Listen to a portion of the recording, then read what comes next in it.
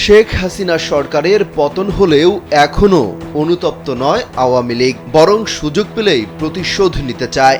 এ সম্পর্কে পবিত্র কোরআনের সূরা লাহব নিয়ে একটি ফেসবুক পোস্ট করেন social media activist Saeed Abdullah. তার সেই পোস্ট শেয়ার করেছেন বৈষম্য বিরোধী ছাত্র আন্দোলনের অন্যতম সমন্বয়ক হাসনাত আব্দুল্লাহ।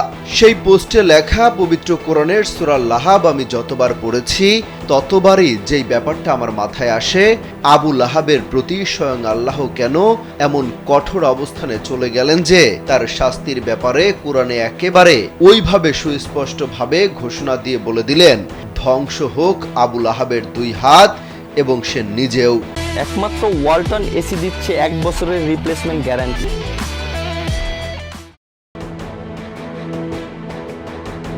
স্ট্যাটাসে লেখা হয়, শুধু আবু লাহাবই নয়, তার ইন্ধনদাতা স্ত্রীর প্রতিও কঠোর শাস্তির বর্ণনা কেন এভাবে ঘোষণা করে দিলেন?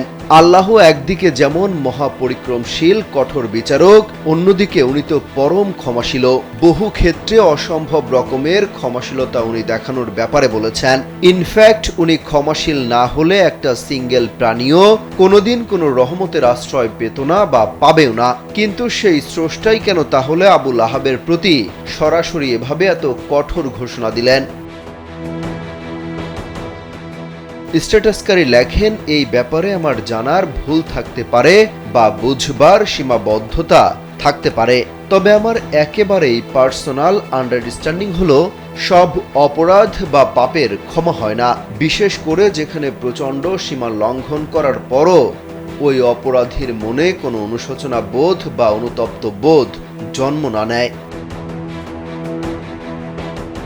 প্রশ্ন করে সাইদ আব্দুল্লাহ লেখেন, সত্যি করে বলেন তো, আশেপাশে এমন কোন আওয়ামী লীগ দেখেছেন যারা অনুতপ্ত? জুলাই গণঅভ্যুত্থানে 2000 মানুষ মেরে ফেলা, 25,000 মানুষকে চিরতরে মারাত্মক আহত করে ফেলা নিয়ে ন্যূনতম কোন অনুশোচনা? বিগত 15 বছরে ওরা যে হাজার হাজার মানুষকে মেরে ফেলেছে, গুম, নিপীড়ন, লুটপাট চালিয়েছে, এগুলো নিয়ে ওদের ভেতর ন্যূনতম অনুশোচনা দেখেছেন?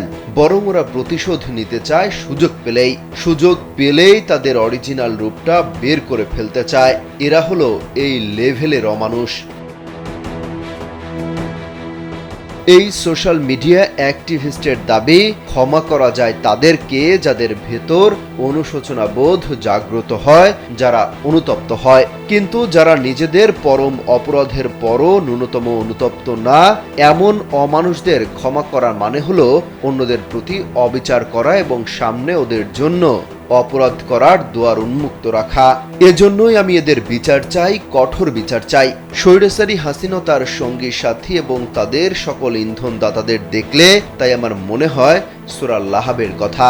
অতিরিক্ত সুশীলগিরি দেখিয়ে কেউ দেখি নরম সুরে কথা বলার চেষ্টা করে সুযোগ পেলেই, কিন্তু সবাই যে ক্ষমার যোগ্য না, এই শিক্ষাটাও কিন্তু গুরুত্বপূর্ণ, ইনফ্যাক্ট মহা গুরুত্বপূর্ণ। অমিত হাসান রবিন, কালবেলা।